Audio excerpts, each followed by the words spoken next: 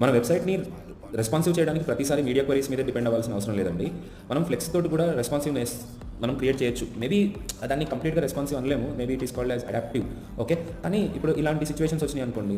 Suppose ప్రతి దానికి division ఉంది. కానీ అవి 3గా లేకపోతే 4గా రెస్పాన్సివ్‌గా డిస్‌ప్లే కావాలి అనంటే ఏ ఐటెమ్స్ అయితే ఉన్నాయో ఆ ఐటెమ్స్ పైన ఉన్న పేరెంట్‌కి మీరు డిస్‌ప్లే ఫ్లెక్స్ అప్లై చేస్తే హ్యాపీగా అవన్నీ ఒకటే లైన్‌లోకి వస్తాయి. కానీ దీనితోటి ఉన్న ప్రాబ్లమ్ ఏంటంటే ఇది స్ట్రింక్ అయిపోతుందన్నమాట. దాన్ని మనం మోడిఫై చేయడానికి మీరు ఏం చేయాలంటే ఫ్లెక్స్ ర్యాప్ అప్లై చేసుకొని ర్యాపర్ అన్నప్పుడు అవన్నీ ర్యాప్ అవుతాయి. కాకపోతే ఇక్కడ ఇంకొక చిన్న ప్రాబ్లమ్ ఏంటంటే ఈ గ్యాప్స్‌ని మనం ఫిల్ చేసుకోవడానికి మనం ఒక్కొక్క లిస్ట్ ఐటమ్ మీద ఫ్లెక్స్ గ్రో అప్లై చేసామనుకోండి. ఫ్లెక్స్ గ్రో 1 కనుక అప్లై చేస్తే ఆ గ్యాప్స్ మీకు ప్రాపర్‌గా ఫిల్ అవుతాయి. ఇప్పుడు గ్రాఫ్స్ ఎట్లా ఫిల్ చేశాను అంటే దీని విడ్త్ పెంచుకున్నాం అనమాట ఇది. సో దీనివల్ల ఏంటంటే మీరు ఈవెన్ పెంచుకున్న తగ్గించిన ఇప్పుడు చూడండి ఈ 3 లైన్స్‌లో వచ్చినప్పుడు 2 బాక్సుల కింద వచ్చింది. ఇలాంటి పేజ్‌ని డిజైన్ చేయడానికి కావాల్సిన ఇలాంటి రెస్పాన్సివ్ పేజ్‌ని డిజైన్ చేయడానికి ఫుల్ పేజ్‌ని డిజైన్ చేయడానికి నేను ఫుల్ లెంగ్త్ వీడియో అప్లోడ్ చేశాను.